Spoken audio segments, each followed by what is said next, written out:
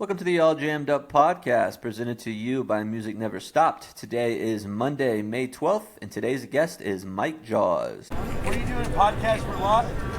Yeah. Come be on a Lot podcast. Yeah, hell yeah. All Jammed Up. This dude's doing a podcast. If you want to be on some podcast, come give an interview. Hell yeah. Good morning, fools. Welcome to the All Jammed Up podcast. I'm your host, Clint Dotson. It's Monday, May 12th, and we got Mike Jaws, the lighting designer from Eggy. Pretty cool one today, huh? And it's episode 33, so we figured we'd do a little bonus Chloe corner for all you Chloe stans out there, where we just kind of reflect on some of our favorite shows of Billy's, some of our favorite songs through his album, some favorite covers we do. And you know, this podcast doesn't show Billy Strings enough love, so we thought we'd show him some more. If you're watching on YouTube, the first 2 minutes of the Chloe's Corner after the interview are blurry for some reason. I'm not sure why. And I forgot to turn her microphone on, so you can hear her fine, really. But if it sounds like she's far away, I just forgot to turn her microphone on, so that's on me. But anyhow, the interview with Mike's really cool. I love going to shows, and you know the lights are a big part of the show as well as the music. And I always wonder, like, what the fuck? How does this happen? How do they discuss, or we just throw in lights out there? So it was cool to talk to a legit lighting designer like Mike. He's been doing it for a while with some different bands and kind of taking Eggy to the next level. So I think you guys are really gonna enjoy it. Hopefully, we can do some more stuff like this in the future with like lighting guys and sound guys. I think doing like a security guard at like a big venue like Alpine Valley for like Fish shows, like I'm sure they got some crazy stories. But something like that. But I think you guys are really going to enjoy this interview with Mike. So here we go. Mike Jaws. Hey, it's happening. Everybody stay calm. What's the Everybody procedure, stay calm. everyone? What's the procedure? Stay calm. I'm doing good. How are you? I'm hanging in there, man. It's been a long week with work and everything, but it's Friday. What do you do outside this? I do field sales engineers for like semiconductor, so I kind of cover a territory. So I'm in like Charlotte all the time, meeting with engineers, that kind of stuff. Okay, cool. Nothing too exciting. You guys are off this week. You get to travel around, right? That's fun. You'd be outside Yeah. sometimes. Yeah, you were right. There are some good parts of it too, but it's just not what I want to do. So, Yeah, I feel you. but It's better yeah, than man. So sitting home, so. you guys were off this week? We are off this week. I guess next up for Eggy is the Algonzo Festival in Cabo. Okay, and is this your only gig working with Eggy? No, I work at the Brooklyn Bowl in Philadelphia as a house guy when I'm not touring. Okay. And I just did a tour with a band called the Main Squeeze, which was really fun. And yes, I'd say Eggy is now my like main gig and my priority, but you know, there's always little things. I production manage a festival called Submersion Music Festival in New Jersey. Okay. It's like an EDM festival that like a very good friend runs. So there's other things outside of it, but I'd say like now moving forward, yeah, Eggy is kind of like my main thing. Gotcha. And for the people that don't know you, I did start recording. Mike Jaws, light guy with Eggy. He just kind of told us some of the other things he is doing as well. Kind of got your hand in a few different pots, huh? Yeah. I mean, it's kind of just reality, you know, when in this like line of work, you know, I don't work like I have off all week this week, so you know, like you gotta pick up jobs like where you can, you know. Mm-hmm. Obviously, touring is it's a lot, but you know, you gotta supplement in other places as well.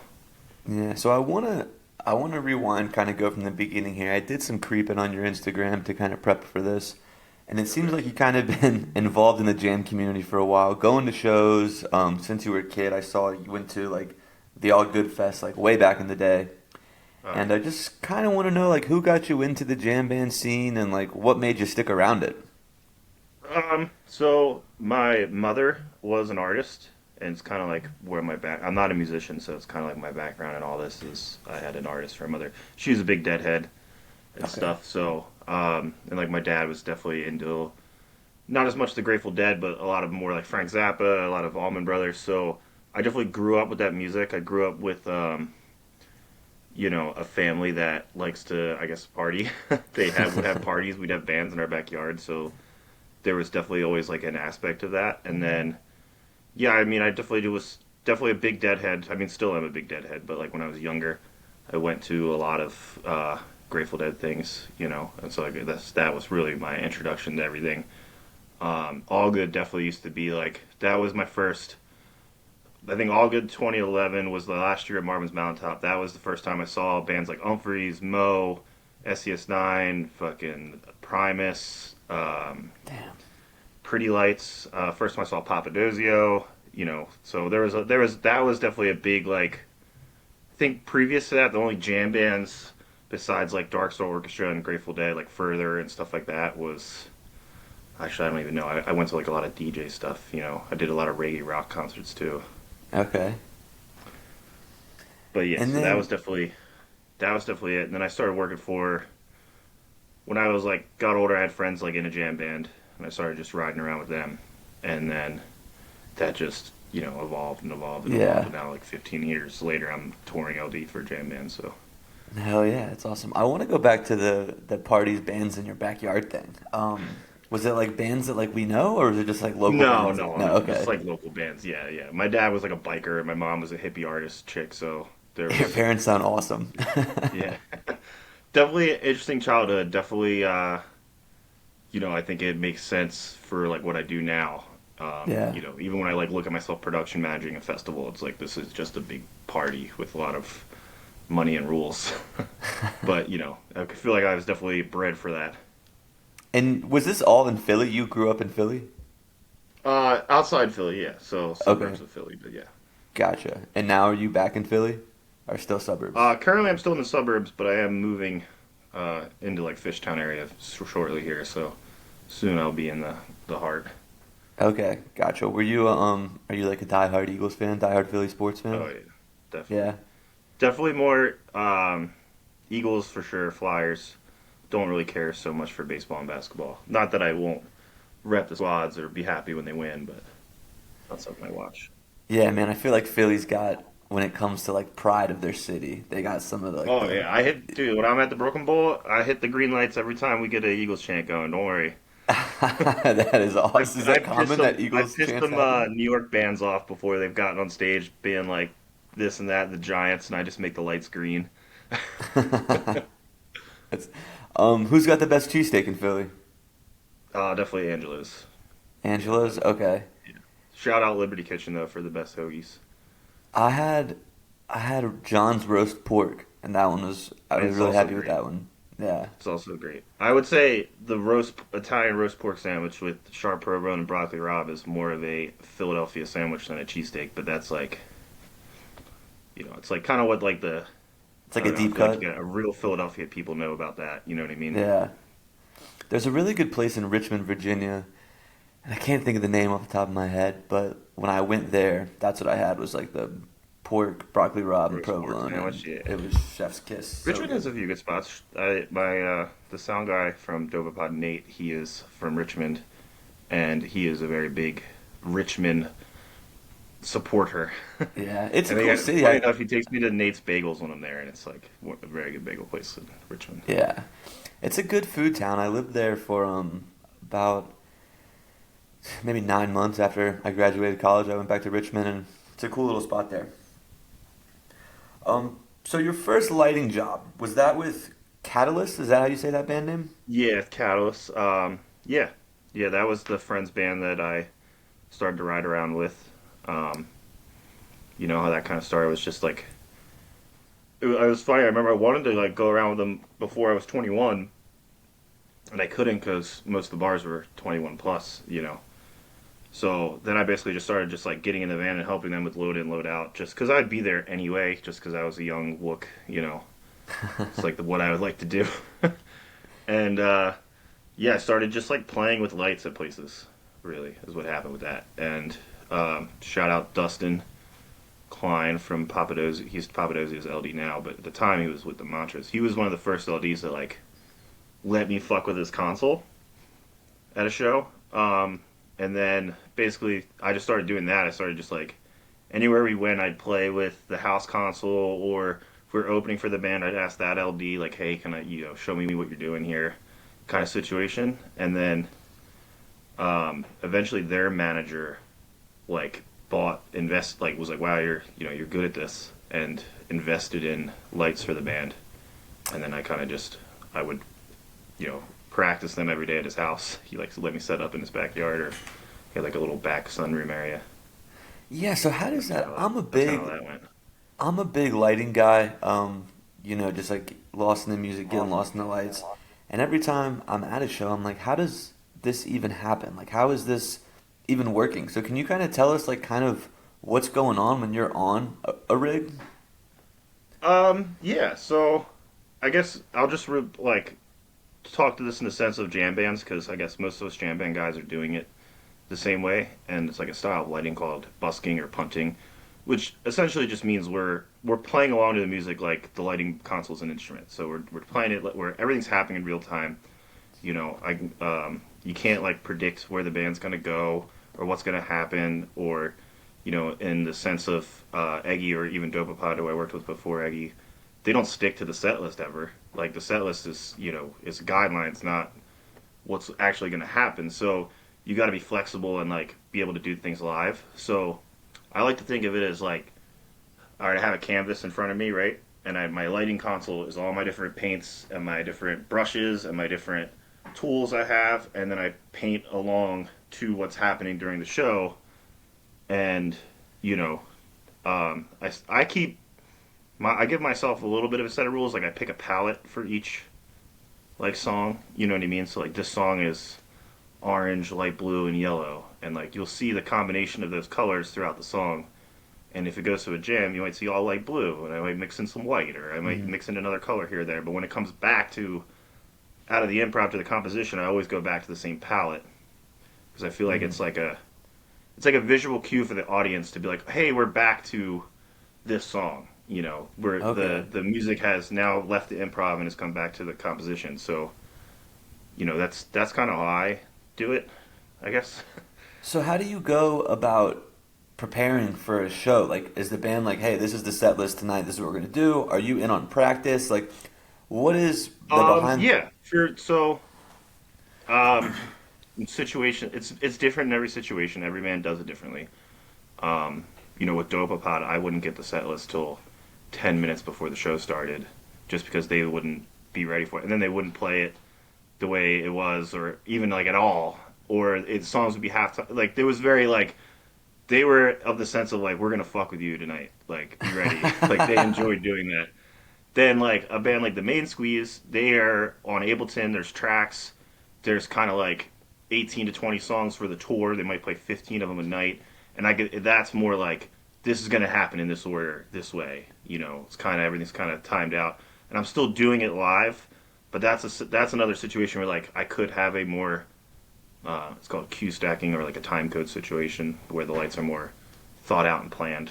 And then Eggy is similar to the Dopapod situation. Now with them, since I'm just like learning all the material, I mean they've played like 170 songs this tour, I think. So Eggy? Thinking about like, there's no way I can learn 170 songs, you know what I mean, that quickly. So it's like I just play it day by day. I tell them not to, cater the set list to me in any way. I'll listen to, like when I'm at home, I'll just listen to shows. I'll watch the front of house footage. I'll try to like learn the body language for the improv. And then, with the songs, it's just like, okay, it's sound check. If I have time, like I get all my programming done, we have an hour sound check left. Then it's like, hey guys, let's run some songs for tonight. If there's some moments you think, it would be cool if the lights did this here or that here, or like this part is a very complex compositional section, let's like run it and see if we can come up with some of the lights. That's like kind of how I handle that. But if it was, that's just like the jam band way though, because there's so many songs. They've played like I said, over 170 songs this tour. So that's the only way to do it. From your point of view, like, it sounds like the Main Squeeze band, they have their 20 songs. It's kind of the same, similar shows each night, and then Eggy is, the complete opposite. For you as the lighting designer, is that more fun, the improv style? Oh yeah, I mean, I don't want to say more fun, because there's what the Main Squeeze did in their tour is great in its own way. Like everything's got its place. But yeah, for me, it's definitely I love the improv. That's Okay. kind of the thing that gets me off. There's like moments where shit just happens and we're all on the same page, and like all of a sudden now I have like a high at front of house, like just because like an adrenaline rush, just because we just hit so many things together and are locked in, and that's the thing that really gives me like the joy. Yeah. So So you're that's like I guess a feeling that I chase, I guess, in a lot of ways, but I feel like I only get that. I don't want to say I only get it from improv, but there's definitely like a little added like punch in there. You know what I mean? Yeah. So with the improv too, do you have to stay like way more engaged too for the whole show? You can't really take a second off, like, 'cause you never Oh know. yeah. I mean, I try to. I don't want to say I take a second off because it's like a conscious decision to like take my hands off the console. But like I'll try to like if we go through an improv session that's like I'm strobing a lot, there's effects, shit's moving around, it's getting crazy. Then like if we get a moment of like the music calms down, I'll like take my hands off the console and be like, all right, let it relax, let the musicians play, let it look pretty, let everyone's eyes take a second to like chill out. You know what I mean? I feel like that's more of like that comes from like the fan perspective. From we can go back to me going to a lot of jam band shows, but there'd be times when I'd be standing there in the crowd, just like it's just like sensory overload, and like especially people probably jam band shows. A lot of people are on drugs. That shit will fuck with you. You know what I mean? Like you need a moment. You're like, all right, let me calm down and catch my breath. That was crazy. That was like you look around to your friends, everyone's like high fiving and shit. Let's chill out. So I definitely like take that into account. Now, do you do anything with um, like visuals, kind of? Like, for example, you're into the EDM a little bit, right? Yes. Yeah. Yeah. So I just went to Tipper and Friends a couple weeks ago, and like Okay. the Tipper visuals are like super crazy, and I hear that that's like all done kind of on the spot too. How does that work for something that's more, if you know, like something that's more complex than just like lights and changing colors? They do things a similar way from what I've seen. I mean, a lot of those VJs you probably saw at Tipper and Friends, and I know the sound team that did that. They all come to Submersion and do that festival too. So I have a little bit of. I'm definitely not a video person or guy. I don't know. It's something I want to learn. But they're definitely if the DJ is DJing, that's essentially they're improvising just like a band would. It's a little different, but it's the same kind of thing where they can go in any direction they want. They can pick any song they want. There's definitely some out there that it's pre-recorded and the visuals are like matched up to it. But for a Okay. lot of those guys, they're doing it live just as us jam band guys are. And you have your own like rig that you bring in to each venue for each concert, correct? Like Well, as far as so like the base of it, yeah, right? so the rig that we are currently out with Eggy is the Dopapod lights, which I bought from Dopapod when they broke up. So it has been the lighting rig I've had for the last 4 or 5 years because when Dopapod was a band, we were a lot of the gear was stored here at my house. I had the van and trailer here, the storage units here, so they would let me take the lights out and rent them to people and do other gigs. Make some more money for myself, give the band a cut, that kind of shit. Okay. And then when they broke up, I just was like, "Fuck it, I'll buy all the lights." And then, What kind of programs go into that? what do you mean? Like software programs?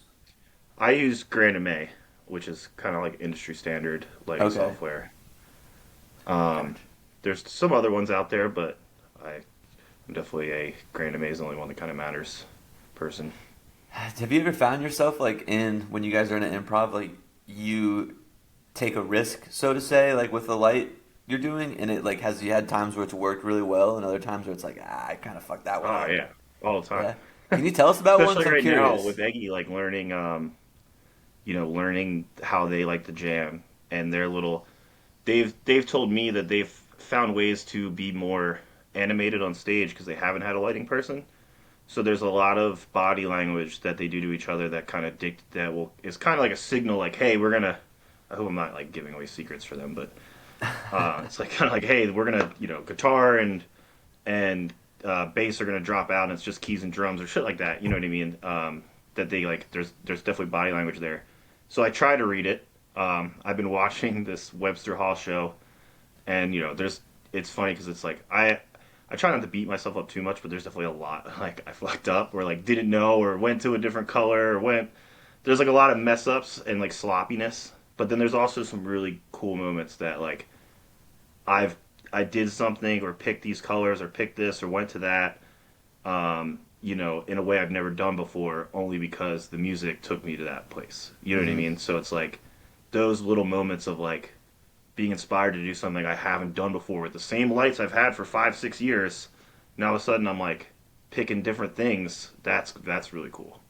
So you kind of take, yes, there's definitely some risks and some mistakes made with the risks, but you gotta go for it to figure it out. Do you think that the average fan or like even the musicians notice a lot of those errors, or is it more just like I notice it because I'm doing it and I know what's going on, or is it usually like pretty? I think obvious? the only people that notice it are me and maybe another LD in the crowd. Okay, yeah, because The band definitely doesn't notice unless it's like a full blackout moment that I like missed or something. That's only the bands always tell me they never feel like notice the lights, and the only the things that I've learned is like when a band tells me like they just felt good on stage, like everything felt right. That's like the best compliment that I can get because they don't really know they can't really tell what's happening. Their perspective is just a bunch of people's faces, different colors. yeah, But if like in this moment it went to this color and it felt perfect, that's all that matters to me. you were the light designer for the Asheville show a couple weeks ago, right? Yes. Okay, so that was my birthday weekend. My mom came into town. I dragged her to Eggy, and she was like, "The music was good, but I really liked the lights." So if that's any confirmation that you did good there, the lady who'd never seen a jam band show liked the lights. That's good. That's good. I mean, I know that being a lighting guy is a bit of a luxury. It's not something that you're as a band, you're not hiring me if things are going bad. You know what I mean?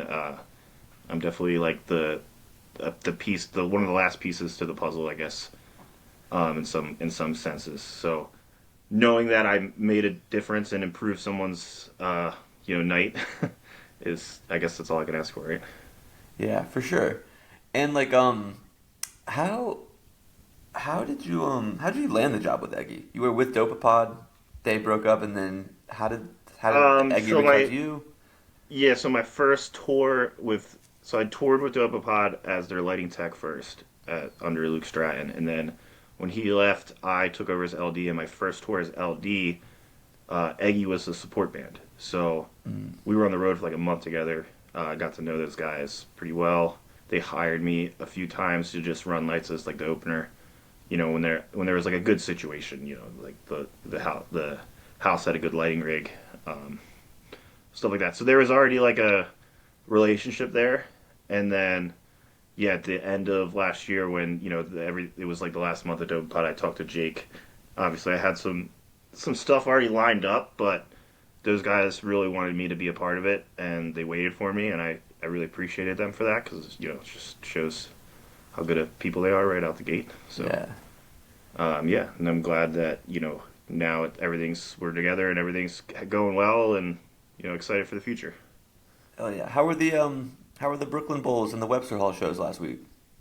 They were great. So obviously, like we were saying earlier, Brooklyn Bowl, Philly is my home venue, so that was really nice. Always good to go in there and just it gets a little tiring saying hi to 300 people, but I bet. It's cool from the perspective of like those house guys are my friends, and they take care of us, and it's really nice. And then Webster Hall was great. It was honestly probably my favorite New York music venue experience that I've had. I've done a few venues in New York, and it's always New York is the greatest city in the world, but it's also like there's just a lot of stuff that goes along with that, and I really didn't feel any of that at Webster Hall. It was great. Like we just rolled in, did our thing. It felt like that's the kind of rooms that band should be in. That felt like the show that we should have every night. Like I was saying earlier, I made a lot of mistakes, but there was a lot of other really good moments. So yeah, definitely walked away feeling like, all right, this is what we should be doing. Hell yeah, that's awesome, man.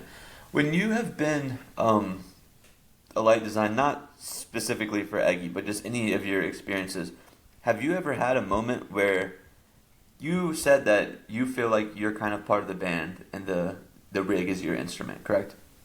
Yeah. Yeah, so have you ever felt like the lighting has led the jam and the music's ever followed it? Like, has that ever, like, anything like that ever happened? Yeah, I mean, I haven't gotten to the point with Eggy yet that I'm comfortable enough to say that that happens, but with Dopapod, 100%. Like, if I start strobing the lights at a certain time, like, one of the guys starts playing a little faster, you know what I mean?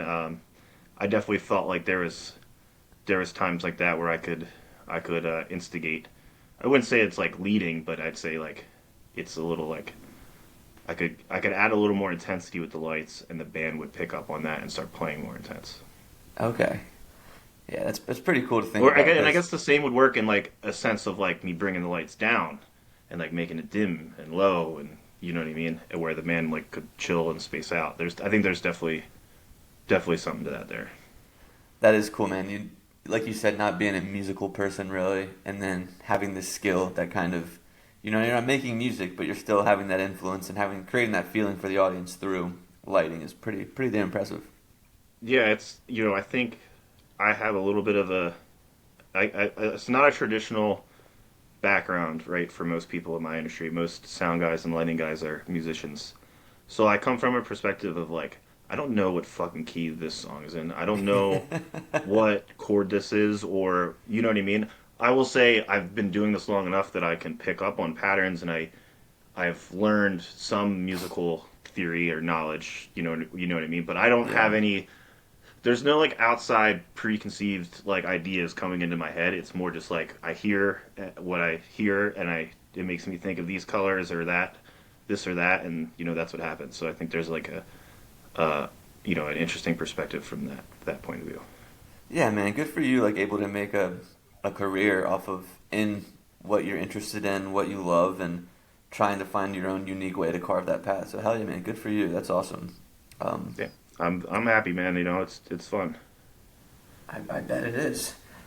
How do you Is there like, I guess a band like Dopapod would be a better band to use in this example, but like, are there cues that they'll give you to kind of like, just cues they'll give you in general for like, we're about to go here, we're about to go there, or how does that kind of work? So there's talkback mics on stage that the band has to talk to each other in moments like that, where they're like gonna go off set list, or we're gonna do something in the improv, or they'll call out key changes or something, and even though I don't know what it means, I know something's coming, so I could change. I had like a speaker set up it's called a squawk box at front of house, so I could hear the band talking to each other. I don't have that with A yet. It's something that we've already discussed because I've noticed. So right now it's CJ hearing it on the headphones and then going, oh, they're gonna go to Shatter, and like trying to relay it to me. A lot of times it comes a moment too late, but it's definitely helpful. And yeah, it's definitely something, because like I said, I don't know the body language yet, so it's like hearing what they're saying is definitely helpful. And were you the Dopapod photographer for a bit too before you were the lighting guy? I was. The tour I did as their lighting tech, I also did tour photography. And okay. I'll say this, I I called my buddy Hutch up, Andrew Hutchins. He's toured with bands like Pigeons and Subtronics and Andy Frasco. And I was just like, what settings do I put my camera at? And then I would just wing it. So I think I took some good photos, but I wouldn't put that on my resume. So that was just kind of like a for fun thing. That's not something you like have a passion for or anything. I mean, it was more like, hey, during the show, nobody's taking photos. Here's a camera. You want to take photos for us? That's kind of how that went. It was actually Chuck's dad's camera, Chuck's dad's passed away. So it was very like, I don't know, very nice thing, and it felt important for me to use that camera and take photos of those guys. But it was definitely more of just like, during the show as the lighting tech, I wasn't really doing anything except like changing the fucking hazer fans for Luke. That's about it. Or running on stage and fixing a problem if there was one. So. Okay. From looking at your Instagram, I've kind of gathered that it seems you're a really big Papadosio fan. Yeah, I definitely was when I was younger. I mean, I still am, but definitely my first, like, if I ever would just say I like followed a band or toured with them, it would be them. I will say this, I didn't really go on like long tours or anything like that, but I definitely saw them over like 50 times in the span of 4 years or something like that. Damn. So they were my introduction to Dopapod too. The first Dopapod time I saw Dopapod, they were opening for Papadozio. And the Main Squeeze. First time I ever saw the Main Squeeze was opening for Dopapod. So, or opening for Papadozio. So definitely, big credit to them for having good taste in music.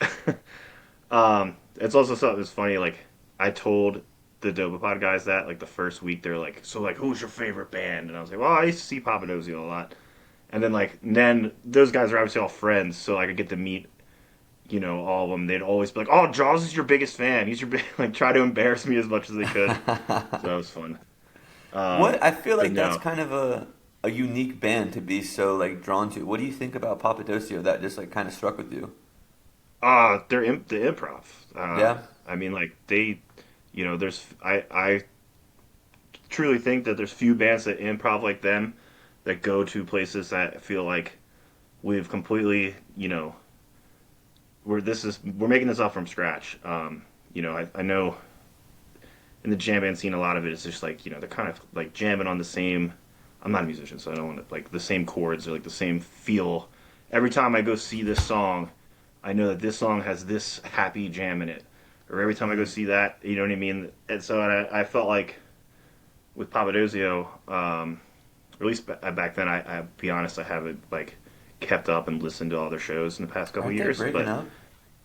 Yeah, they are. I think they're taking a hiatus. I don't think they're breaking yeah. up. I think it's more of like we're not touring anymore. They all got families and they're settling in. Priorities shift. But yeah, I just felt like they went to places that interested me, and yeah. So is that the band you've seen the most? Probably Papadozio. No, probably close. I mean, Dopapod. I guess I don't think you really count. Well, business shows aside, but business aside. Yeah, business aside. Yeah, I mean, obviously seen Lotus a lot. Being from Philly, seen the Disco Biscuits a lot. Seen Dark Star a lot. Fish, obviously, a big influence as well. How many times have you seen Fish? I think like 30 or 40 times. So not Okay. as much as I've seen other bands, but I'm more of like I see them every time they come through my area. You know what I mean? Or like if I'm, now I do like after parties with a lot of these bands so I'll get a Fish show in a different state, but a lot of this stuff is just like, when they come through my area, I go see them. Yeah, I have to ask every Fish fan how many times they've seen them because I have a record on the podcast and I don't know if it's ever going to get broken. Yeah, what's 183. How much was it? 183. Yeah, that's a lot. That's a lot. And he's young too. He's like in his mid 30s. I mean, I'm sure there's some older guys who would crush that, but around our age, Yeah, I mean, feel I've like only that's a been lot. seeing them since 2018 or 2013. So, Okay. I mean, 40 shows in whatever 10 years. That's 4 shows a year. That's good. That's pretty good. I would say so, yeah. What kind of shows do you get? I mean, I know you're doing a lot of tours with bands, so you probably don't get to see as much music as you'd really like to, but who do you get stoked on now to go see? I haven't seen him in a few years, but love Billy Strings. Definitely a big bluegrass guy. I want to go see him soon. Best show I saw this year is King Gizzard. They're doing what jam bands should be doing, in my opinion. It felt really, it was really cool, very fresh and unique. Yeah, I really don't. Touring and working, I don't get to see too many. I mean, I see a lot of concerts, but I don't get to go to too many. Yeah. And now when I'm home, I feel like I see a lot of like DJs. I just saw LTJ Bukum, which is like OG drum and bass from the UK. It's fucking so good. But I don't get to too many shows. I feel like if I have a chance to go to shows, I'm going to Fish or I'm going, something like that. So. You said that King Gizz is doing what jam bands should be doing. I have not seen King Gizz yet. So what does that mean to you? Like, what are they doing that other bands should be doing? It just felt like it's very... they're playing different genres, I guess was what I saw. So I saw them play. They did like a 3-hour set, and it was, this first set was country rock kind of shit, and then the next set was like just straight like Black Sabbath stoner metal, and then the last set was like it was like 4 on the Floor, Disco Biscuits, like shit. So it was just like I feel like you know this new era of jam band. I gotta be careful what I say here, but there's just very it's very like we're a jam band and we play jam band shit. We're like and this actually ties into why I liked Papadozio and why I like Dopapod was there's so many different genres. Like this song's fucking reggae, this song is rock, this song is electronic. Like there's just like they don't stick to one thing, and I guess that's what I really liked about it because it kind of just like shows off the range of their musical abilities. Nice. Yeah. And I feel like nowadays now it's very like we play every kind of song kind of sounds the same in some way or another, and there's less risks being taken. Are you talking about Goose? I'm not talking about anybody particular. I'm just kidding. Do you listen? Did you ever go see the Snosberries? I haven't. I have heard them Okay. like an Asheville band, right? Yeah, I feel like that'd be a band that you'd probably like. Yeah. They used to be like. I could plug in. I mean, although this doesn't really plug in I manage a local jam band here in Philadelphia, Blend Mode, and their album came out today, so plug them in there. Shouts out Blend Mode. Go Yeah. listen. Surface by Blend Mode on Spotify. Man, manager, light designer, you're all over the place, dude. I don't do too much managing these days, but they're more just my very good friends. So. Awesome. Well, man, I always try to do on the podcast is, we nerd out about music, nerd out about lighting a little bit, but I like to find something that isn't about music, about you, and talk about it. And your Instagram was very heavy music based, so it was hard to find something. But I did find a little bit about Calvin and Hobbes. Oh And yeah. growing up, I loved Calvin and Hobbes. So is that something you were doing when you were a kid, just going to the library and get absolutely. comics? The background of my lighting computer is Spaceman Spiff. Okay. Very few fans have gotten that. I've had a few people been like, is that Spaceman Spiff, Calvin Hobbes? I'm like, hell yeah. It's just something my mom, like a book my mom bought me when I was a kid and just always loved. So yeah. Yeah, I feel like It's just like a bit of nostalgia. Definitely like feel good kind of I stuff. used to read Calvin and Hobbes. My grandpa would always take me to the library and let me get one book at a time, and I think I ended up reading all of them. And I feel like now if I went back and read them again, I'd probably get a lot more of the jokes that I missed when I was a kid. Yeah, for sure. There's definitely some wisdom nuggets in there for sure. For sure, yeah. All right, man. Well, what's your last name? Jaworowski. So that's how you got the last name Jaws. Okay. Yeah, Cool. yeah. So it's like back to being an Eagles fan. Was an old Eagles quarterback called Ron Jaworowski. Mm-hmm. His nickname was Jaws, and my name's spelled similarly. So I was stuck with that name from the get go. In Are high Eagles school, going- like I'd raise my hand, and the teachers would be like Jaws. That makes things easy, yeah. I mean, it's Yeah. cool to have a nickname, dude. I wish I had a cool nickname. Yeah, that's what Eggy said. They were stoked to finally have a nickname guy in the band. Well, you got Like, Mr. we Putt, need more too. nickname people. You got Putt. So That's kind of a nickname. I guess he's not banned, though. who? Wasn't Sean Longstrange Putt? Oh He was yeah, with- yeah, he yeah. was with you. I guess I've never heard anyone call him that before, but I guess that makes sense. I've That's only probably been just the around people on for social a month or media. two now, so. Are Eagles going back to back this year? I hope so. We'll see what happens with the defense. We lost a lot of people, but we'll see what happens. I think the Eagles still have the best O line and D line, so that's all you gotta, that wins it for you. Yeah, and as long as Saquon keeps doing what Saquon did last year, I think you guys are going to be all right. Yeah, we'll be all right. Cool, man. Well, I appreciate you hopping on with me. This was fun. Like I said, I've always kind of been curious about the lighting and how it all works, so I appreciate you informing me, and hopefully I can catch you at one of these Eggy shows soon. Yeah. I mean, we got a pretty busy summer coming up, so getting around. Before we log off, I know you wanted to plug the band, the album came out. Is there anything else that you want to plug today? No, I mean that's it. Really, just Blend Mode. Go check out their new album, Surface. Check out Submersion Music Festival. I guess is the other one. And yeah, come see Eggy this summer. Are you going to Dark Star Jubilee? I don't know. Is No. Eggy on that? No, it's just in Ohio, and I figured you went to a lot of Yeah, so, festivals, so I so just asked. I try not to. I don't go to too many festivals anymore, like outside of work, just because like I'll go to like fucking 10 this year. You know what I mean? It's just like Yeah. I don't need any more festivaling than that. Yeah, I feel like my cousin's I'm like not begging 20 me. years old anymore.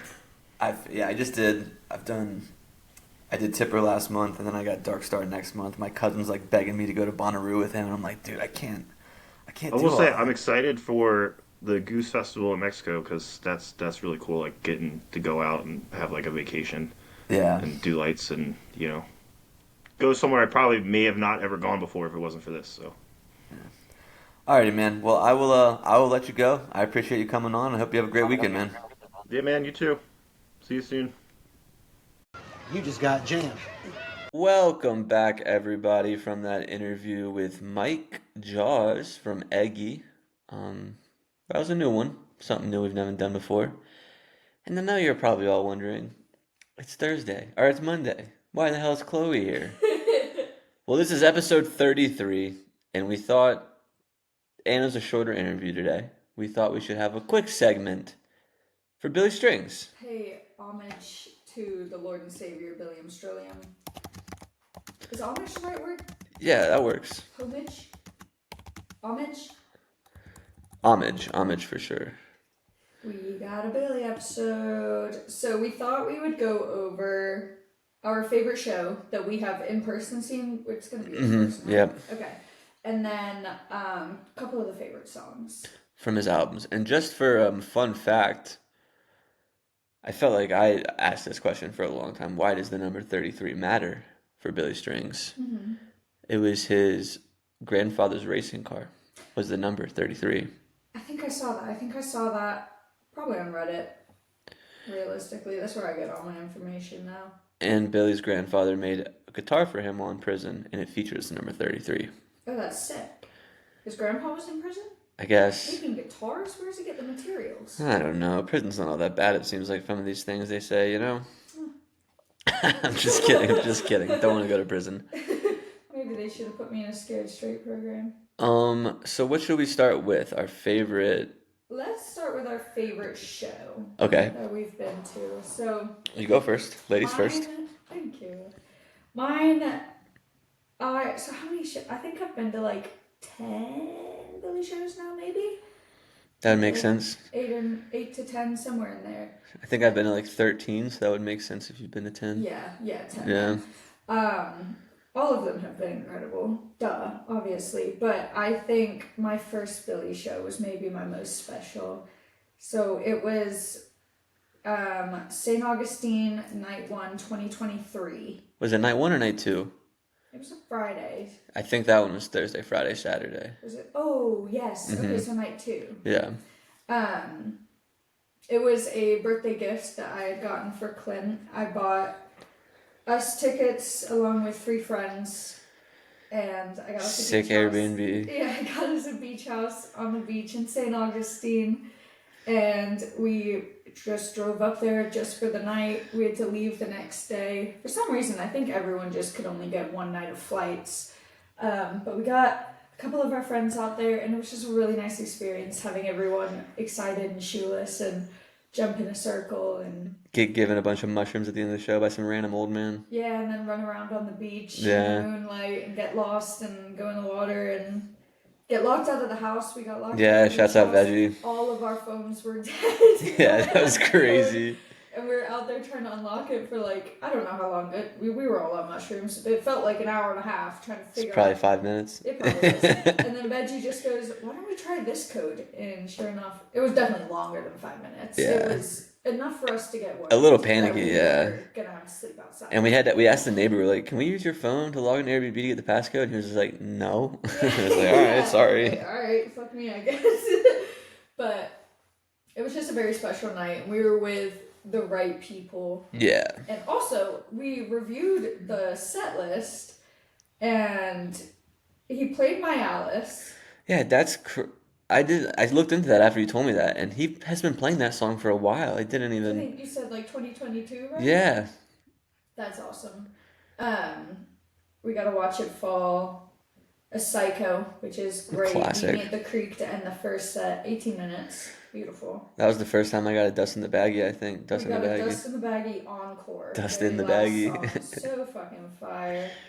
I feel like we've been lucky enough to get Dust in Baggies most times we've seen him. I feel like we get it frequently. Yeah, I've got it a few times now. At this point, though, I'm not like when I like Leadfoot. Yeah, now Leadfoot's the Leadfoot's one. your new hype song. Yeah, But it was at that time. It was, yeah. Dust in the Baggie that made you go bonkers bananas. Well, that was so that day. Everybody kept buying me drinks that day because it was my birthday.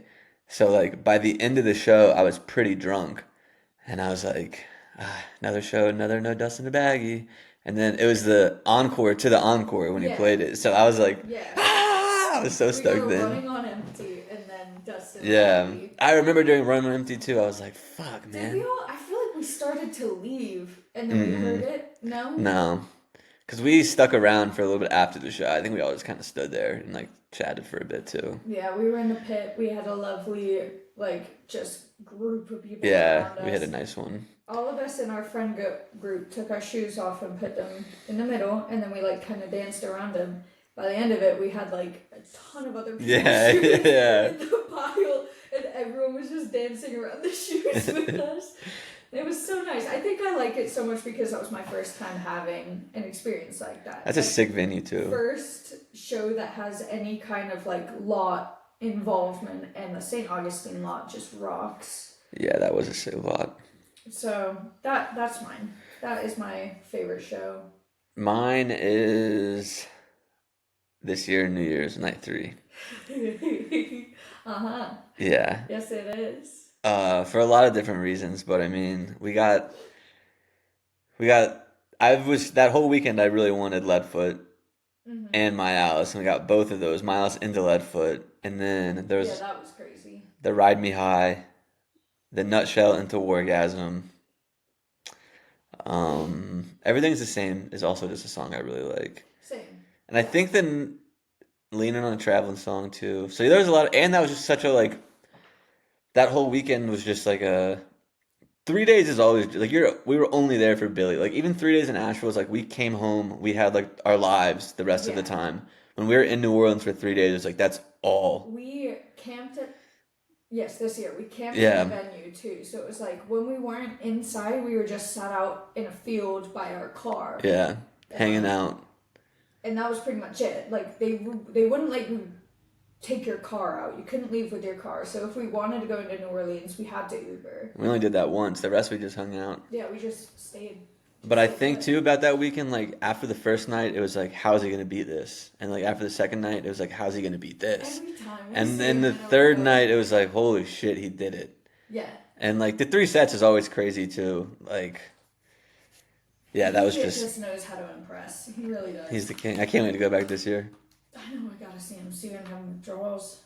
I was watching like someone put like a video like throwback to when I saw Billy Strings at the Ryman in 2022. I think it was Heady Net. Yeah. And I was like he did like 10 videos and I watched all of them and I think I commented, but I was just like, holy shit, I need to get to a Billy Strings show. Yeah, they just party at all times. And then we said we'd do our favorite song from each main album. Yeah, Highway Prayers, Turmoil and Tinfoil, Home, and Renewal. Me and my dad's kind of got some covers and some other stuff. And then the live one is obviously live shows, so. Start with Highway Prayers? Yeah. So, basic one, Gilda Lily probably. Yeah. There's so many good songs on it. But probably Gilda Lily, honorable mentions, Leadfoot, 7 Weeks in County. Well, you can't name them. I know, yeah. Okay, so I'm going to go, Gilda Lily's my favorite. Leadfoot is my honorable mention. Nice. I knew you were going to pick Gilda Lily. I agree. There are way too many good songs on this to be able to like actually pick. I picked my favorite as Richard Petty. Nice. I always feel like that is a treat when I get to see it live. It's like it is a treat. Cool to see that kind of talent just like so raw. So Richard Petty is my number one for that. But then my runner was Gilda Lily. I could not put it. Yeah. It's such a beautiful song. When I saw this, is a side note. When I saw him in Tampa, Without You, that one time, he played Catch and Release like far before the album, and I remember thinking like, this is a really fun song. That's a nice like. It's a nice like palate cleanser. Yeah, because it's just like fun, silly. It's like it doesn't have the energy that like all of his songs have. It's kind of just like I can tune out and just sing along to this fun music, and you get breaking news come through. Yeah, that's a good one. So now Turmoil and Tinfoil. I mean, honestly, it's another basic one. I feel like Meet Me at the Creek. I put Meet Me at the Creek. Yeah, I mean, honorable mention. I would say out of all of his albums, though, this one is not the worst, but it's the least good one. Oh, you would say this one? I think so. Looking at all the songs here. So I put Meet Me at the Creek as my number one as well, but my runner-up was Dealing Despair. Yeah, I'm thinking I really like Living Like an Animal and On the Line and Doing Things Right. See, it's still Doing Things Right is nice. it's still a really good album, but just compared to the other ones. But I would go Meet Me at the Creek and Living Like an Animal. I think that's a nice song. I like that one too. Hell yeah. And then Home. This is one, when I looked at this set list, I was like, damn, I forgot how good. Or the album? Yeah, how this one was. This one would be, I mean, this one's so hard. Like Taking Water, Long Forgotten Dream, Love Like Me, Must Be Seven, Away from the Mire, Watch It Fall, Highway Hypnosis. Everything's the same. I have my number one is Watch It Fall, and then my runner-up is Everything's the Same. I think mine's Everything's the Same. Away from the Mire is the. Away from the Mire is so good too. That's like he wins. Highway Hypnosis is really every good. damn song, man. You're just so good, Mr. Billy. I respect you so dearly. Please come to our house and do an interview. Yeah, so that Your one's. songs are so good. That one's. I'm gonna go. You said Everything's the Same, right? I said Watch It Fall, and then Everything's the Same. I'm gonna go Away from the Mire. Nice. Everything's the same. I have a feeling we might have the same ones for renewal. There's so many good ones on this one too. I mean, I would probably go Red Daisy and Show Me the Door. Nice. Show me the door. So Red Daisy is my runner-up because I also knew you were gonna pick Red Daisy. Red Daisy gets me fired up every time I hear it. This year, there was one of the shows in Asheville. He came out with Red Daisy, and Brandon was talking to me, and we're not yet where we needed to be. And I just had to be like, Brandon, it's like, I need you to stop. And I think it was the focus for a second night. I was like, we gotta get to where we need to be for this song right now. And I just took off. He trailed behind 2 beers into But I do love a Red Daisy. But my number one, Love and Regret. For some reason, that song always gives me chills. It always makes me emotional. Heartbeat of America is a good one too. They're all good. Billy. What's the one that's like I like Hide and Seek. Know It All? Did you say Know It All? Was that the one you said? Till I crashed into. I didn't say Know It All, but I do like Know It All. Yeah. And then, so best cover that he does. Oh, that's easy for me. That's so easy for me. Hit me with it. All Fall Down. Okay, yeah. Yeah, it's so easy for so me. I will say, it was something else before. Red Rocking Chair? It was Red, but Psycho. Oh, yeah, Psycho's a good one too. Loved a Psycho. I do this thing where I find a song I really like and I just listen to it so much. That you get sick of it. Not even sick of it, but it's just like not as. Like if he played a Psycho when we see him again, I'd be so stoked. Yeah. But like now, if I see his set list and All Fall Down's on it, I'm going immediately to Nugs and being like, I need to hear this. Yeah, I need to listen. I've been to it. doing that on All Fall Down. It's like every show that he's played that, like back to 2018, I'm just listening to it. I'm like, well, this one's better than this one, cuz. Yeah, you switch off on your favorite covers quite frequently. I put one, though, that I think maybe you might have forgotten about when you were thinking. What? I put Pretty Daughter. That is a good one. Yeah. I think the reason I like All Fall Down so much too is like the original song is fine. It's good. But like what that song is to what he made it is like There's unreal. so much energy in Yeah. him. And like, he's just so, the way he sings it is so unique. Shout out to Alex Bazemore though. He does do You're good at it. fucking getting it. Yeah, he You does are do. getting it, He does do dude. good on it. You, every single time you play, you get better. It's so fun. Yeah, dude, they just keep getting better too. Yeah.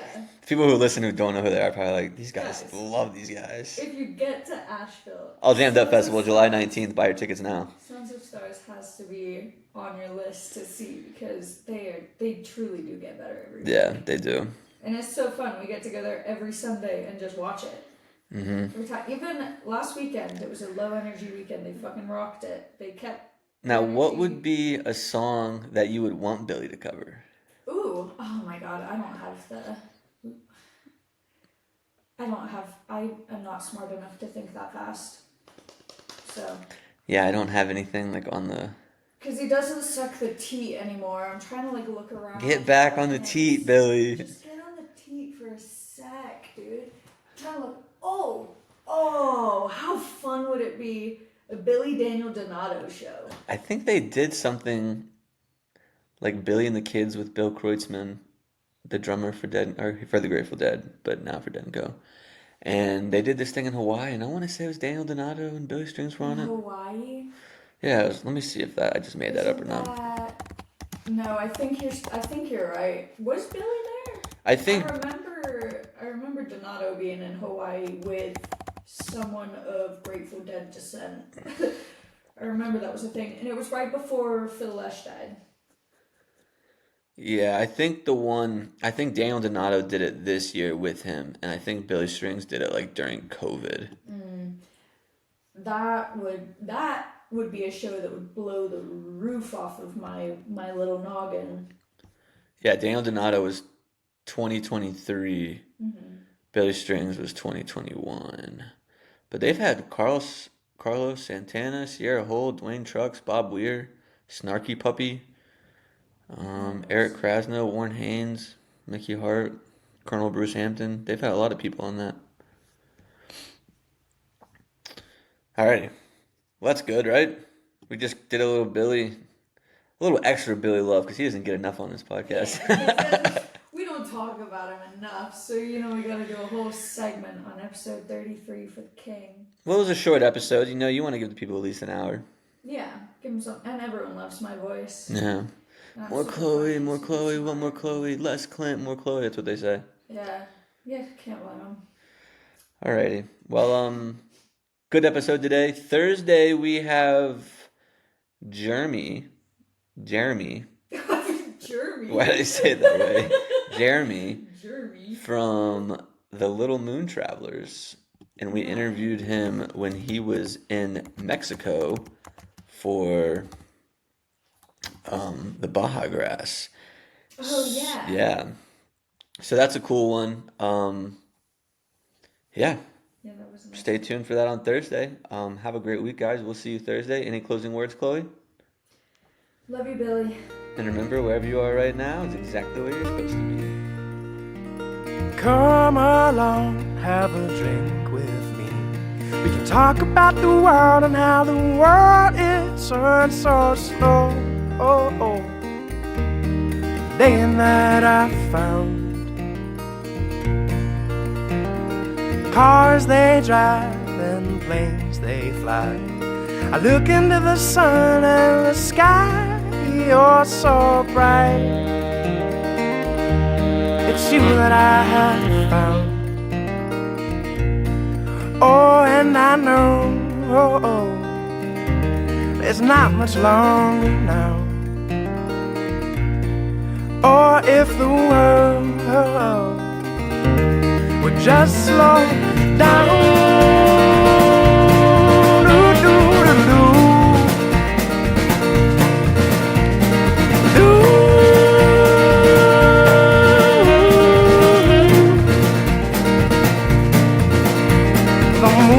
The stars, they sail across the sky, and I could watch you dance all through the night.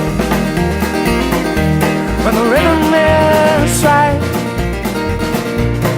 oh, and I know the sun is rising now.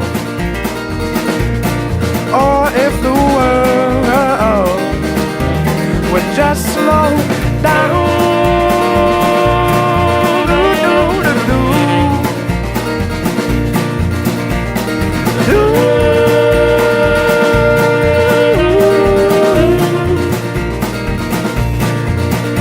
So you move with me and I'll move with you, and I could spend the rest of my life by your side. It's you that I have found.